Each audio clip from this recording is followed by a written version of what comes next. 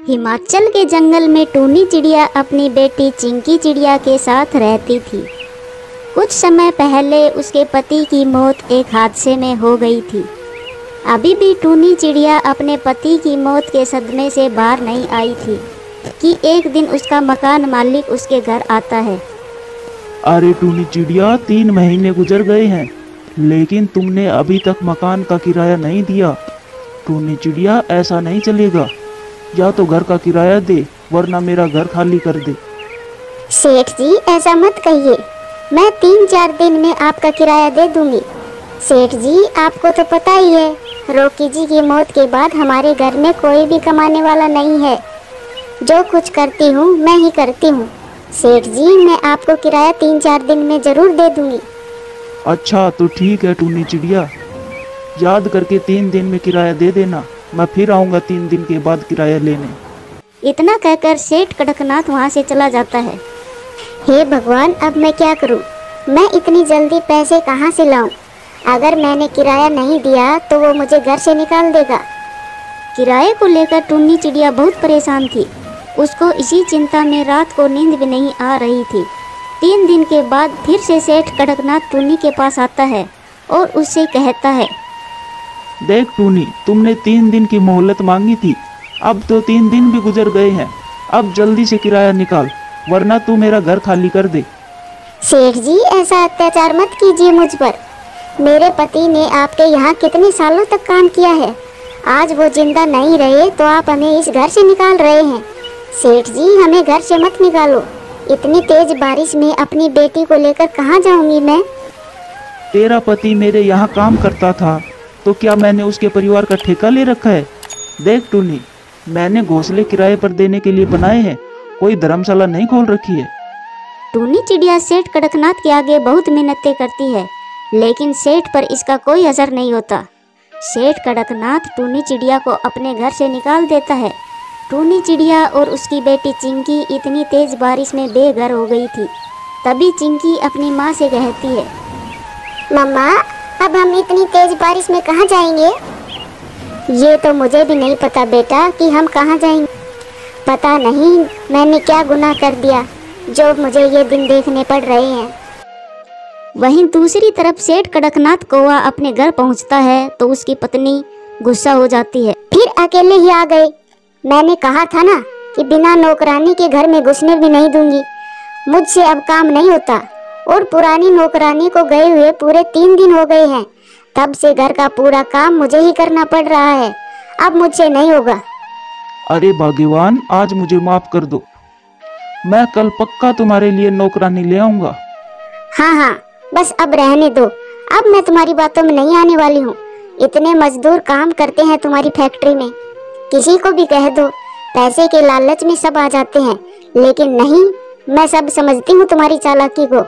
तुम सिर्फ पैसे बचा रहे हो, तुम्हें मुझसे कोई हमदर्दी नहीं है।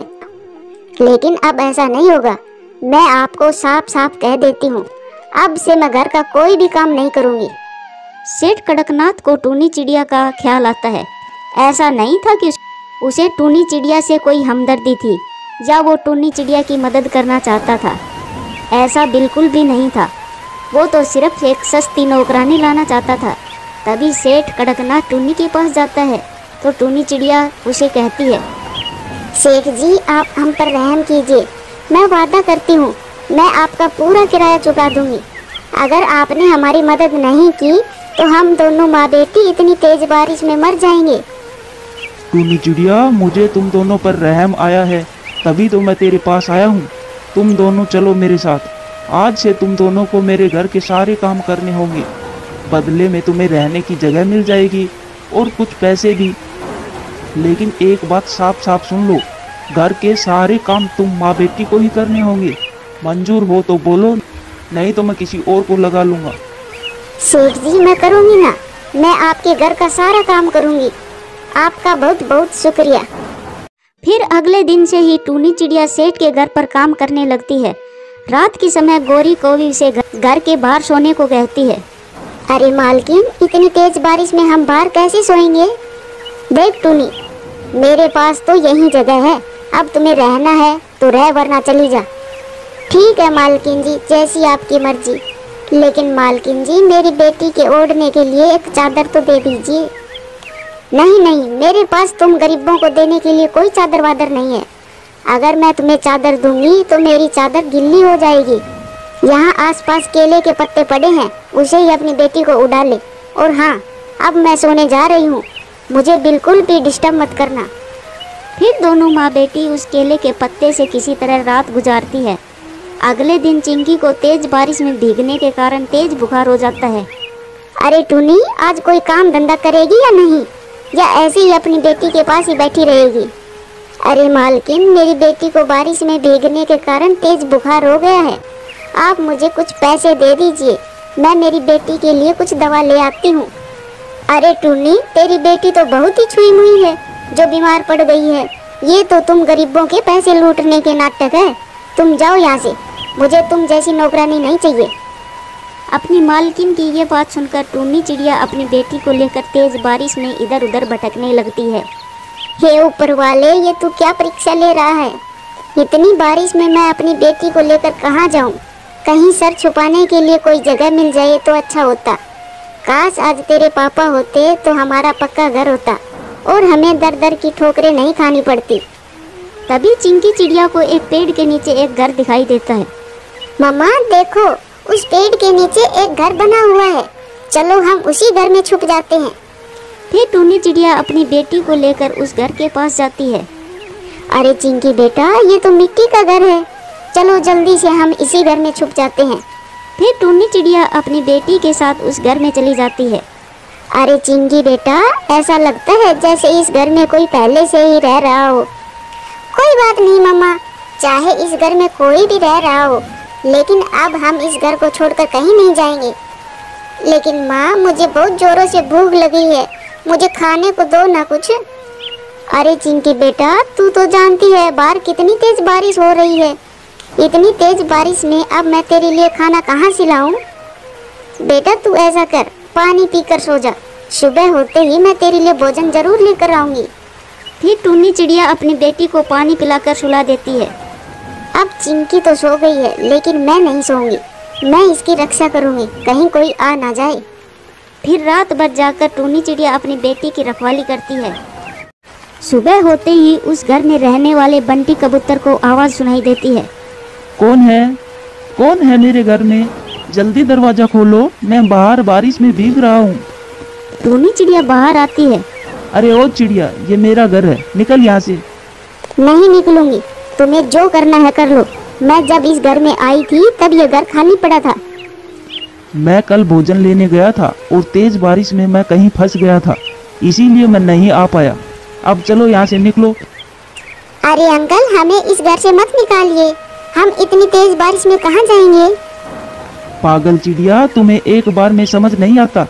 मैं कह रहा हूँ ना, ये मेरा घर है और मैं अपने घर में किसी को भी रुकने नहीं दे सकता।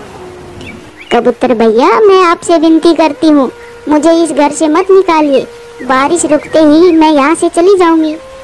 फिर थोड़ी ही देर के बाद बारिश रुक जाती है और टूनी चिड़िया अपनी बेटी को लेकर जाने लगती है। तभी बंटी कबूतर उसे कहता है, तुम लोगों को कहीं जाने की जरूरत नहीं है, तुम्हारा भाई इतना निर्दयी नहीं है जो तुम्हें घर से निकाल देगा। आज से हम साथ साथ ही रहेंगे। इसके बाद बंटी कबूतर टूनी चिड़िया को अपनी बहन बना लेता है और फिर तीनों खुशी खुशी रहने लगते हैं। प्यारे दोस्तों, वीडियो कैसी लगी कमेंट्स बॉक्स में ज़रूर बताना। ये कहानी दूर किसी जंगल की है। जंगल में गर्मियों का मौसम चल रहा था। सभी पक्षी ये जानते थे बारिश का मौसम आने ही वाला है, इसीलिए सब पक्षियों को चिंता थी कि वो अपने अपने घरों को मजबूत कर लें। टुनटुनी चिड़िया और उसकी बेटी चिंकी भी उसी जंगल में रहती थी। टुनटुनी चिड़िया चिंकी से कहती है, चिंकी बेटा चलो, हम भी सूखी लकड़ियाँ ले आए। सब पक्षियों ने अपना पक्का घर बना लिया है। अगर बारिश शुरू हो गई तो बेटा हमें बहुत परेशानी का सामना करना पड़ सकता है। मम्मा, इस बार मुझे भी घर बनाना सिखा देना। हाँ मेरी लाडो, जरूर, अब आपकी सीखने की ही उम्र है। फिर वो माँ बेटी घर बनाने के लिए लकड़ियाँ लेने चली जाती है। चिंकी बेटा, तुम सूखी और मजबूत लकड़ियों की खोज करो। मम्मा, आप सूखी घास ढूंढो और मैं सूखी लकड़ियाँ खोजती हूँ। फिर चिंकी थोड़ी आगे जाती है तो उसे एक सूखी लकड़ियों की गठरी मिलती है। उसे देखकर चिंकी बहुत खुश होती है और अपनी मम्मा को आवाज देती है, मम्मा मम्मा जल्दी आइए, मुझे सूखी लकड़ियाँ मिल गई है। फिर टुनटुनी चिड़िया भी वहाँ आ जाती है। चिंकी बेटा, ये लकड़ियाँ तो किसी ने काट कर रखी है, लगता है कोई पक्षी ये लकड़ियाँ भूल गया है। चलो हम यही लकड़ियाँ ले जाते हैं। फिर टुनटुनी चिड़िया और चिंकी वो लकड़ियाँ उठाकर वहाँ से चली जाती है। वापिस माँ बेटी अपना घर बनाना शुरू कर देती है। चिंकी बेटा चलो तुम्हें घर बनाना सिखाती हूँ। पहले तुम इन बड़ी लकड़ियों को जोड़ लो और फिर छोटी लकड़ियाँ ऊपर रखते हैं। मम्मा फिर घास कहाँ लगाते हैं? चिंकी बेटा सूखी घास को घर की छत पर लगाएंगे। ऐसे वो माँ बेटी दोनों मिलकर अपना घर बना रही थी। कालू जी हम लुट गए, हम तो बर्बाद हो गए, हमारी सूखी लकड़ियाँ कोई चुरा ले गया। गोरी, कौन हो सकता है वो जिसने मुझसे पंगा लिया है मेरी लकड़ियां चुरा कर? मैं छोड़ूंगा नहीं उसे, मैं ढूंढ लूंगा उसे, चाहे कहीं पर छुपा हो। कालू जी अब जल्दी से चलो, मेरी तो सारी मेहनत ही बेकार हो गई। फिर कालू और गोरी दूसरे पक्षियों से अपनी लकड़ियों के बारे में पूछने जाते हैं। रोकी भैया, नदी के पास मैंने लकड़ियाँ काट कर रखी थी, कहीं तुमने तो नहीं उठाई? सच सच बताना। नहीं नहीं गोरी, मैंने तो अपना घर 3-4 दिन पहले ही बना लिया था। तुम दोनों टुनटुनी से पूछो, वो आज अपना घर बना रही है। रोकी, अगर टुनटुनी आज अपना घर बना रही है तो पक्का हमारी लकड़ियां टुनटुनी ने ही उठाई होंगी। फिर कालू और गोरी टुनटुनी के पास जाते हैं। टुनटुनी ने तो उन लकड़ियों से अपना घर भी बना लिया था। गोरी, यही है हमारी लकड़ियां, मैंने पहचान ली है अपनी लकड़ियों को। कालू भैया क्या हुआ? कौन सी लकड़ियों की बात कर रहे हो आप? टुनटुनी इतनी मासूम मत बनो तुम। नदी के पास से जो लकड़ियाँ तुम उठा कर लाई हो वो मैंने काट कर रखी थी। हाँ गोरी बहन, मैं और चिंकी आज लकड़ियाँ लेने गई थी और वो लकड़ियाँ नदी के पास पड़ी थी। मैंने सोचा कोई पक्षी भूल गया होगा, तो अब तुम माँ बेटी भागो यहाँ से, मेरी लकड़ियों से घर बनाकर बैठी हो। गोरी आंटी, हमने बहुत मेहनत से घर बनाया है, हम आपको नई लकड़ियाँ ला कर दे देंगे। प्लीज आप हमारा घर हमसे मत छीनो। चिंकी, तुम बड़ों के बीच में मत बोलो। अगर लकड़ियां हमारी थी तो ये घर भी हमारा है। चिंकी बेटा गलती हो गई हमसे, अगर पहले पता होता तो हम वो लकड़ियाँ लाते ही नहीं। जो भी हो, अब ये घर हमारा है और तुम अपना और घर बना लो। टुनटुनी चिड़िया जानती थी ये दोनों नहीं मानने वाले, इसलिए टुनटुनी अपनी बेटी को लेकर वहाँ से चली जाती है। कालू जी अच्छा ही हुआ जो ये लकड़ियाँ टुनटुनी उठा लाई, हमें तो बना बनाया घर मिल गया। चिंकी बेटा अब नई लकड़ियाँ तो बहुत मुश्किल से मिलेगी, आप जाओ और अपनी नानी को बुला कर लाओ। आपकी नानी को मिट्टी का घर बनाना आता है, अब हम इस साल मिट्टी का ही घर बना लेते हैं। मम्मा क्या नानी को मिट्टी का घर बनाना आता है? हाँ चिंकी बेटा, आप जाइए और नानी को बुला कर लाइए। फिर चिंकी अपनी नानी को बुलाने चली जाती है। चिंकी बेटी कैसे आई हो? आपकी मम्मा तो ठीक है ना? फिर चिंकी अपनी नानी को सारी बात बताती है। बेटा इसमें गलती तो आपकी ही है चिंकी, जो आपने किसी की लकड़ियाँ उठाई। अब चलो मैं आपके साथ चलती हूँ। फिर चिंकी अपनी नानी को साथ लेकर है। टुन्नी बेटा चुप हो जाओ, रोने से कुछ नहीं होगा, मुझे चिंकी ने सब कुछ बता दिया, तुम चिंता मत करो, मैं अभी मिट्टी का घर बना देती हूँ। माँ वो देखो सामने मैंने कितना सुंदर घर बनाया था। बेटा अब उसे भूल जाओ, तुम मुझे गीली मिट्टी ला कर दो। फिर वो सब मिलकर मिट्टी का घर बनाने का काम शुरू कर देते हैं।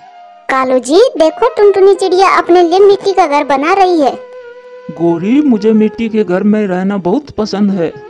कालू ये कौन सी बड़ी बात है, जब टुनटुनी अपना घर मिट्टी का बना लेगी तब ये घर देखकर वो मिट्टी का घर ले काम करने के बाद चिंकी की नानी चिंकी के लिए बहुत ही सुंदर सा मिट्टी का घर बना देती है। बेटा ये घर देखने में तो सुंदर है, लेकिन बारिश के मौसम में ये घर टूट भी सकता है। माँ आप चिंता ना करें, मैं कुछ दिनों में लकड़ियाँ लगाकर इस घर को मजबूत बना लूंगी। फिर चिंकी की नानी वापस अपने जंगल चली जाती है। वो दोनों माँ बेटी आज बहुत थकी हुई थी, इसीलिए वो जल्दी ही सो जाती है। ऐसे ही दिन गुजर जाते हैं। फिर एक दिन गोरी कालू से कहती है, कालू जी, टुनटुनी का मिट्टी का घर गर्मी में बहुत ठंडा होगा, चलो उससे वो घर छीनकर उसे ये लकड़ियों का घर दे देते हैं। फिर कालू और गौरी टुनटुनी चिड़िया के पास पहुंच जाते हैं। टुनटुनी बहन, मुझे बहुत बुरा लग रहा है, आप मिट्टी के घर में रह रही हो। आप ऐसा करो, वो लकड़ियों का घर ले लो और हमें ये मिट्टी का घर दे दो। नहीं गौरी आंटी, हम अपना मिट्टी का घर नहीं देंगे। लेकिन टुनटुनी चिड़िया जानती थी कि वो लकड़ियों का घर तो बहुत मजबूत है और ये मिट्टी का घर बारिश के पानी से टूट जाएगा। गौरी बहन, ये घर बहुत सुंदर है, अगर आपको ये घर सुंदर लगता है तो आप ये ले लो और हम उस लकड़ियों के घर में रह लेंगे, लेकिन बाद में हम वो लकड़ियों का घर वापस नहीं देंगे। ठीक है टुनटुनी। फिर टुनटुनी लकड़ियों के घर में चली जाती है। शाम हो जाती है, आसमान में बहुत काले बादल थे, कुछ देर में बारिश होने ही वाली थी। कालू जी, मिट्टी का घर तो बहुत ठंडा है, मुझे बहुत अच्छा लग रहा है। हाँ गौरी, अब चलो सो जाते हैं, रात बहुत हो गई। फिर कालू और गौरी सो जाते हैं। आधी रात को तेज बारिश शुरू हो जाती है और कौवों का मिट्टी का घर टूटकर गिर जाता है। अरे कालू जी, मैं मर गई, मेरा पंख टूट गया। गौरी, मेरी टांग भी टूट गई, लगता है हमें किसी बुरे काम की सजा मिली है। कालू, जो हमने टुनटुनी के साथ किया, शायद हमें उसी की सजा मिली है।